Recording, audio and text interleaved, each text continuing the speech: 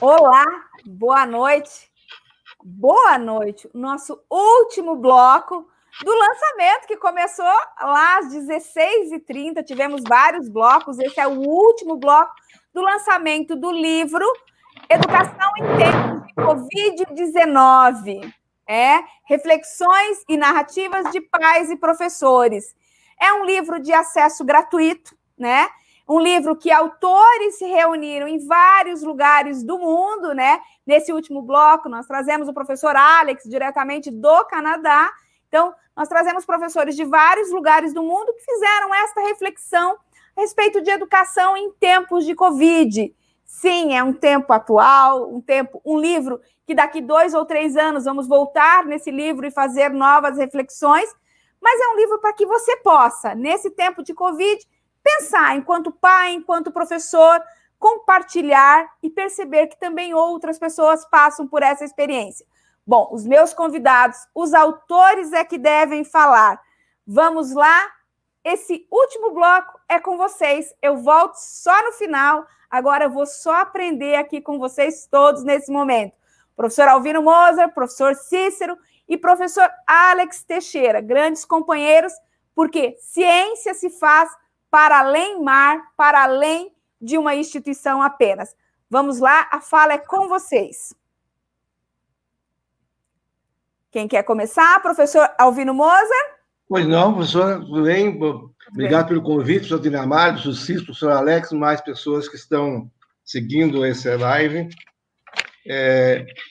Falar de pandemia, dessa situação que nós vivemos, eu poderia apelar para a história, por exemplo, falar no livro de Marguerite de Yourcenar, que é a obra em negro, né? Que é do médico Zenon, passou por várias 3 pestes antidatadas, no qual ele procura um remédio para a peste.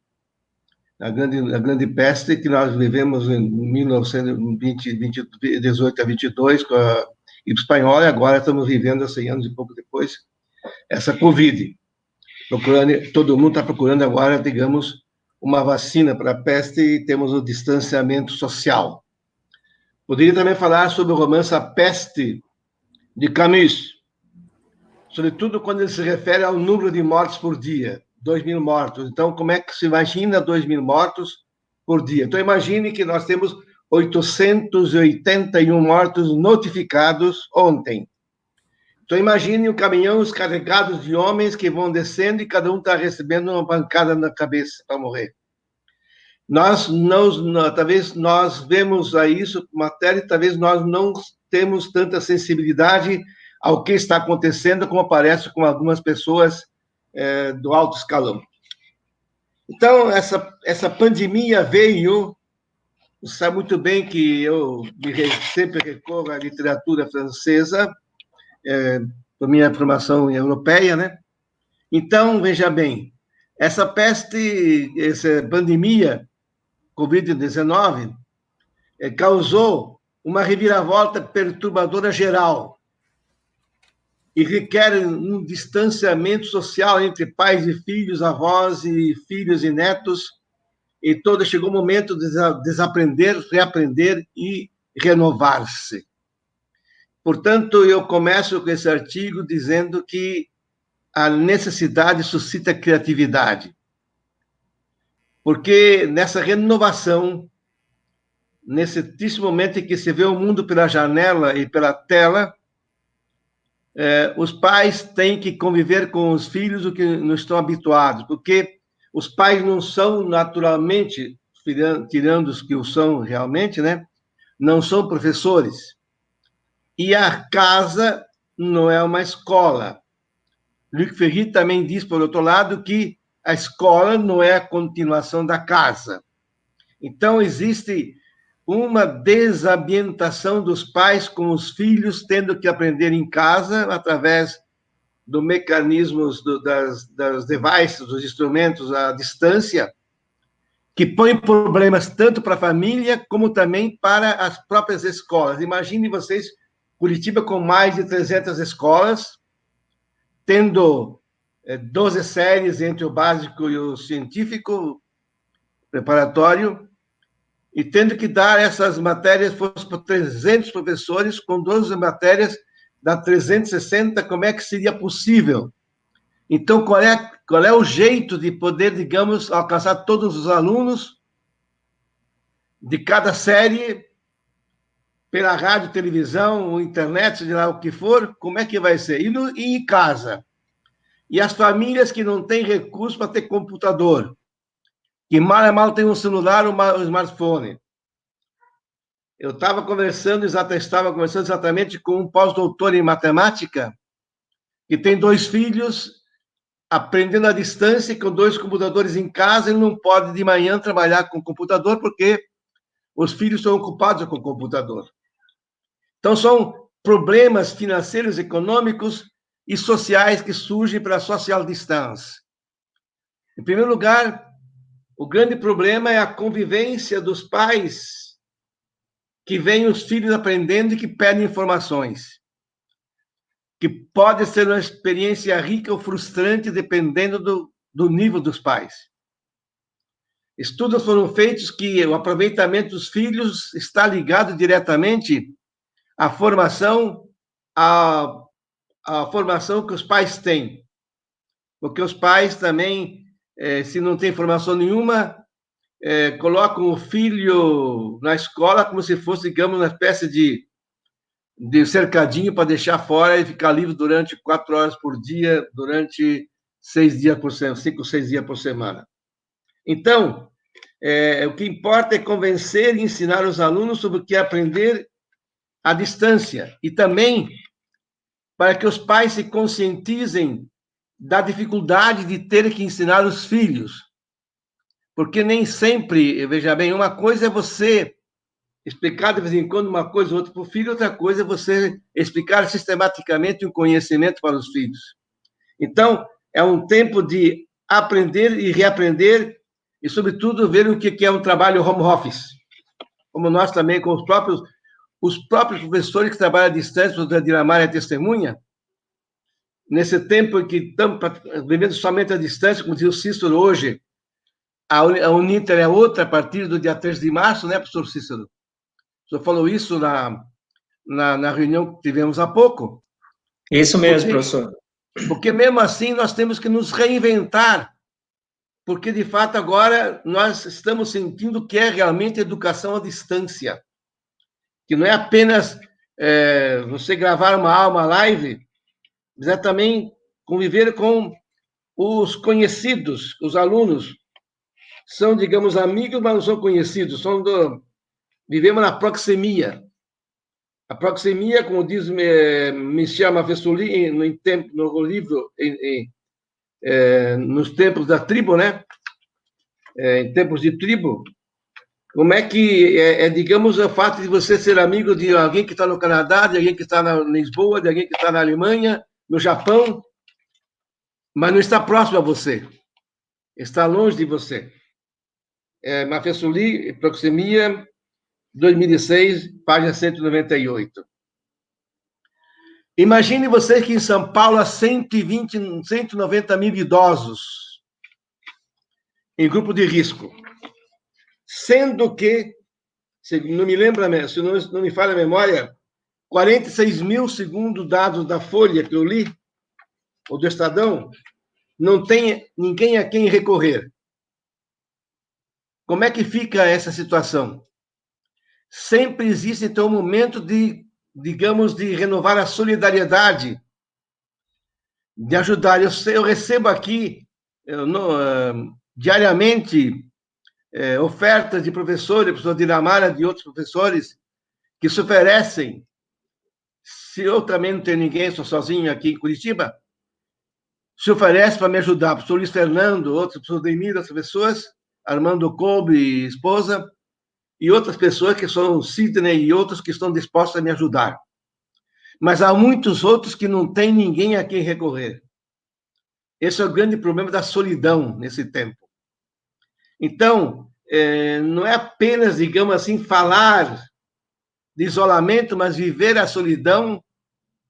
Imaginem vocês que tivessem em casa uma pessoa que tivesse que ficar isolada pela idade, pelo risco, e que só pudesse se contatar com ela através de maneiras que não possam, digamos assim, infectá-la. É um grande problema, um grande risco, é uma questão mesmo, digamos, lamentável que nós estamos vivendo como em situação de guerra. Que, aliás, também cito aqui um artigo do Benvenuti Konak, que cita Saint-Fuxien, que em tempo de coronavírus, como em tempo de guerra, a escola se renova. Na Grande Guerra, por exemplo, o que aconteceu? Os filhos foram convidados a escrever, os escolares, a escrever as pessoas que estavam no fronte, lutando, com notícias boas.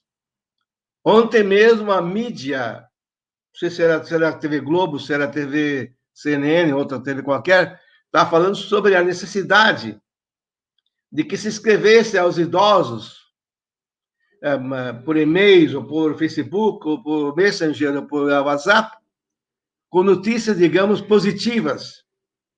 Porque senão a pessoa vai se colocar no lama dessa ameaça que vem, a morte vem e não avisa, né? Como aconteceu com o nosso colega hoje, né? Então, essas questões são importantes, porque muitos são levados a ficar, digamos, a ficar isolados e a ensimesmar-se e a sentir-se, digamos, presos, vendo essa ameaça o tempo todo. Ao passo que eu vivo aquilo que Epicuro disse, que a melhor modo de preparar o amanhã é viver bem o presente. Então, eu procuro viver o presente agora como está e não esperar o que vai acontecer. A minha experiência é esta. Com meus quase 87 anos, falta um mês e meio para isso. Então, eu estou, digamos, vivendo o presente e preparando o futuro com isso, porque a morte me encontra como eu estou, e não vou pensar como é que vai ser, certo? Como diz ali tem uma espécie de ladainha de Todos os Santos, a subitânea te improvisa a morte, libera me domine. Da morte subitânea e violenta, livra-nos, Senhor. No entanto, uma morte rápida também é um benefício de Deus, né? Quem sabe como é que nós vamos morrer? Eu vi a agonia do meu irmão de 100 anos, 4 meses, 2 dias, durante 20 dias no hospital, entre a vida e a morte, tendo poucos movimentos de consciência. Professor Mozart, eu vou lhe interromper.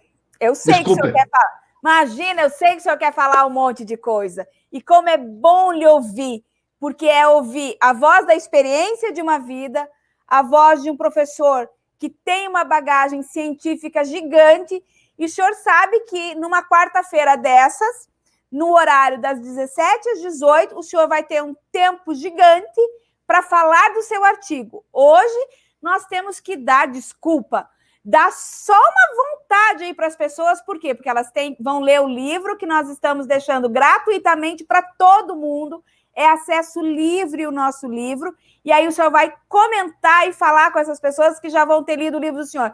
E o senhor vai parar de falar, porque agora há pouquinho eu já estava quase chorando ouvindo o senhor, entendeu? Que é essa magnitude que o senhor é. Vamos ouvir aqui, então, professor Mozart, desculpa lhe atrapalhar na sua fala, mas o professor Alex e o professor Cícero, né? Que ainda tem considerações, senão o nosso tempo vai embora. Ok, obrigado. Desculpa. Não sei qual professor será. Professor Alex, é. Ele tem a liberdade. A gentileza e recíproca. Por favor, professor Cícero, faça suas considerações, ficarei muito feliz em poder ouvir também. Ok. Primeiro, né, professora, expressar os nossos sentimentos, né, pela perda do nosso querido professor Alencastro. Eu estava pensando aqui que o professor, ele não morre, né? A continuidade do seu trabalho ela acaba repercutindo nas nossas ações, né? Nós também, como professores, e a gente aqui publicamente, né, a gente expressa os sentimentos para toda a família, e com certeza o Centro Universitário Uninter está dando todo o apoio para a família. Mas também é um prazer participarmos nesse lançamento do livro e o lançamento da editora também, oficialmente, né, a sua primeira publicação, bem característico da professora Dinamara, em tempos de pandemia, tempos virtuais, né, tempos tecnológicos, as coisas acontecem de maneira muito rápida.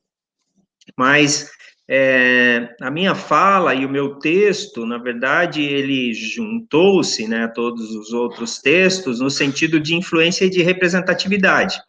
É o que nós temos percebido, né, nos diferentes países do mundo, cada um com a sua forma de governo, cada um com a sua característica cultural, a própria característica meteorológica, tudo influencia, né, na expansão da pandemia, ou controle da pandemia. Por exemplo, nós estamos aqui no Brasil, né, professor Moser, num país continental, um país que, se você juntar os 36 países da Europa, cabe aqui dentro desse nosso território tão vasto. Então, é lógico, né, não precisamos ser especialistas, né, na infectologia ou coisa assim, de saber que as manifestações vão ser as mais diferentes possíveis. Nós temos cidades que têm 2 pessoas infectadas, tem cidades que, como São Paulo, Rio de Janeiro, as grandes metrópoles, é lógico que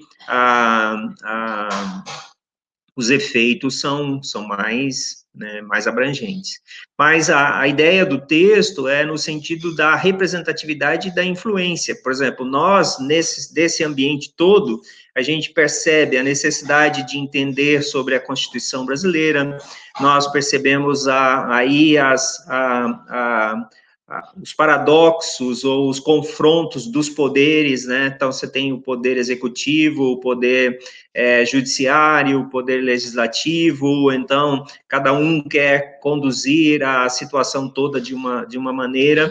Então, a ideia do texto é de analisarmos, né, o nosso grau de influência e o grau de representatividade que nós temos como cidadãos.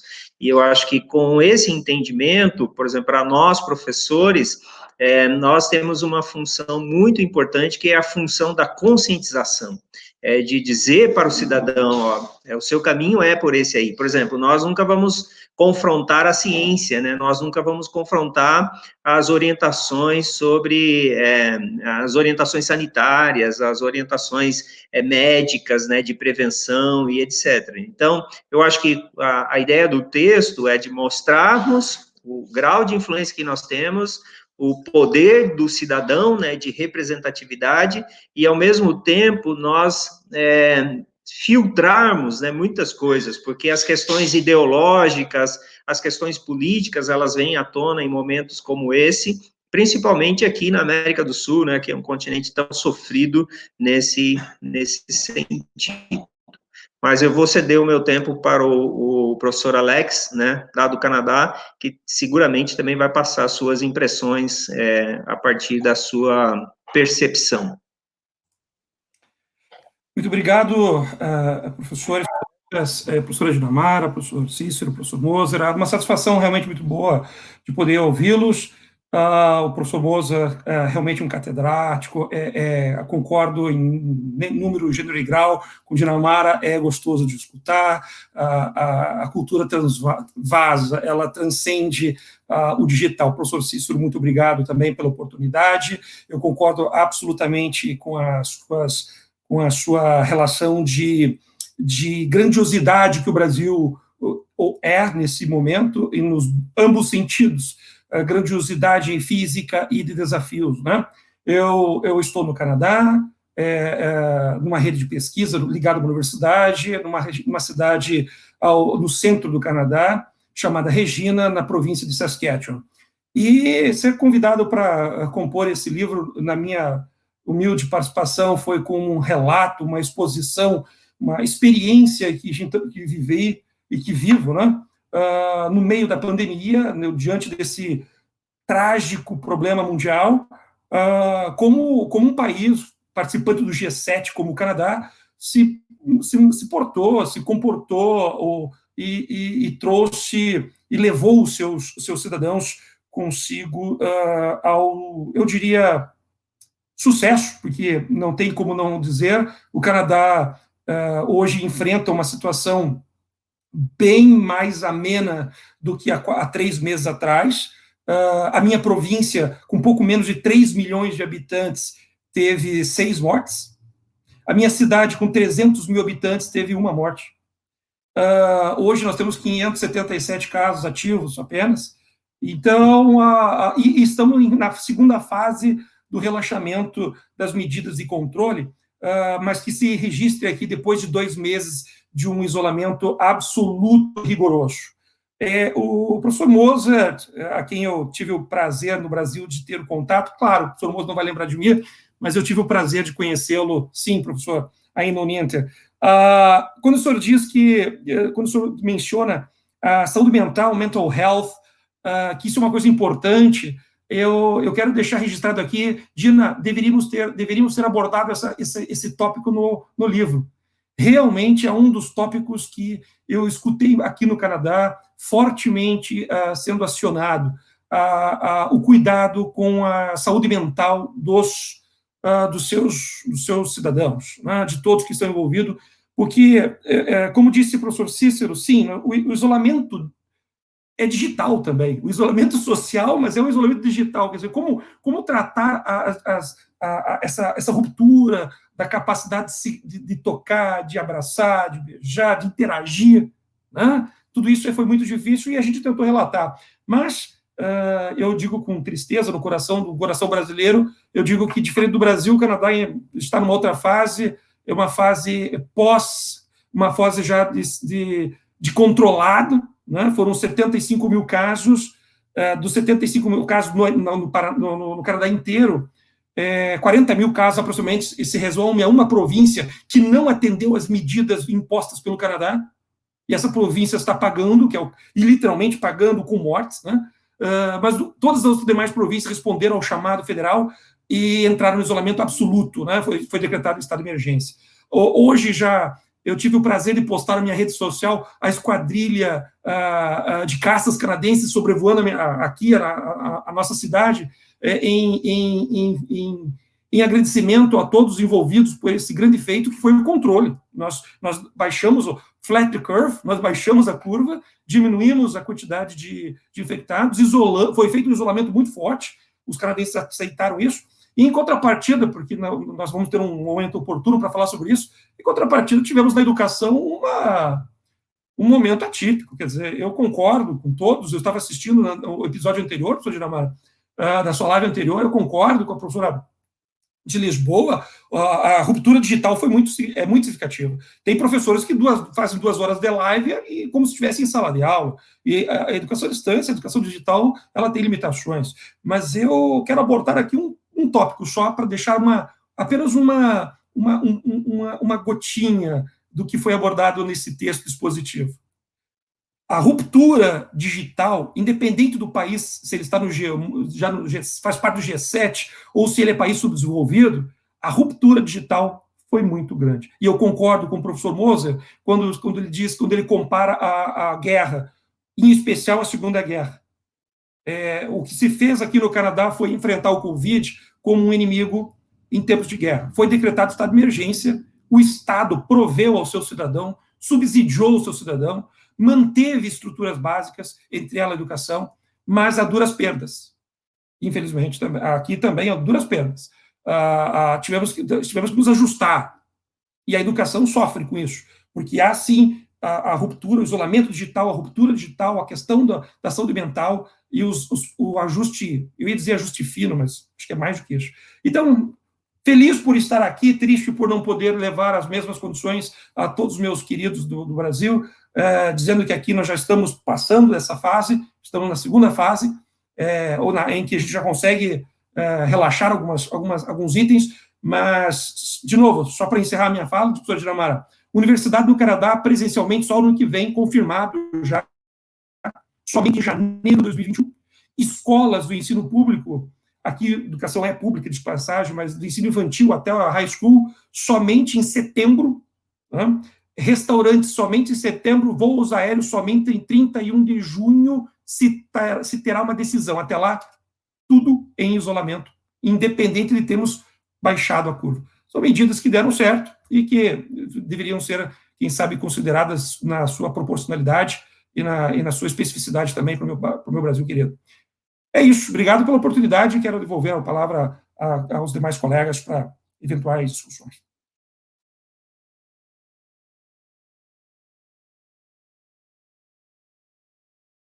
Com você, professora Dinamara.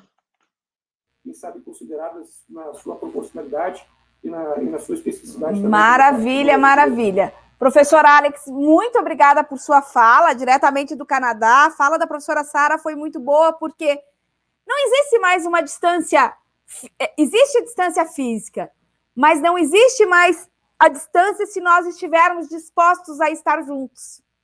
Né? Eu com o professor Moza, toda manhã eu recebo uma figurinha me dando bom dia e nós não vamos dormir sem antes falar boa noite um para o outro, né, professor? Cada um na sua casa, mas cuidando um do outro pelos meios digitais.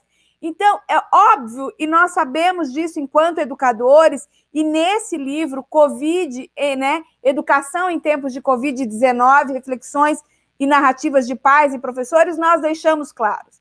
As tecnologias e toda a movimentação é para o humano, para que cada vez mais possamos viver com igualdade e equidade. E é óbvio que fazer esse novo momento requer pessoas que tenham coragem para fazer o novo momento. Professor Moza, pode falar.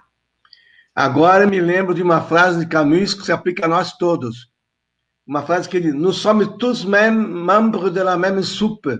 Quando o repórter conseguiu licença para sair de Oran, é uma linda cidade que eu conheço, estou vendo aqui na minha imagem, ele conseguiu, finalmente, no dia seguinte ele voltou para ajudar o médico. Por que você voltou? Nous sommes tous membres de la même soupe. Nós somos todos participantes da mesma sopa. Somos todos humanos. Homo sum, e tudo que é humano não me é alheio, dizia Terêncio, que era o lema de Marx. Bem, professor, tenho que falar, depois de uma fala gloriosa dessa, do alto dos seus quase 85 anos, ainda 87. Nos ensinando... Oh, quando, professor? 87. Olha só, eu querendo deixar ele mais jovem, mas não tem jeito, é muita energia mesmo. Muitíssimo obrigada, professor Cícero, professor Alex, com certeza nós vamos fazer muitas parcerias, vamos produzir muita ciência. Lembro a todos que estiveram com a gente durante toda a tarde, professora Geraldine, que falou que já baixei o livro, que delícia ler todas essas experiências. Acessem o livro é de acesso livre, gratuito, uma percepção de fazer ciência. Então, a todos, boa noite, novos tempos, novas formas de viver. Muito obrigada, professor Cícero, professor Alex e professor Alvino Moser. Obrigada. Boa noite. Obrigado, obrigado, Alex. Obrigado, Cícero. Boa noite, Alex. Boa noite. Um abraço. Aprendi muito. Amém. Assisti a outra live também. Assisti a outra live também. Tchau, gente. Obrigada. Tchau. Até mais. Mais uma agora. Tchau, tchau. Tchau.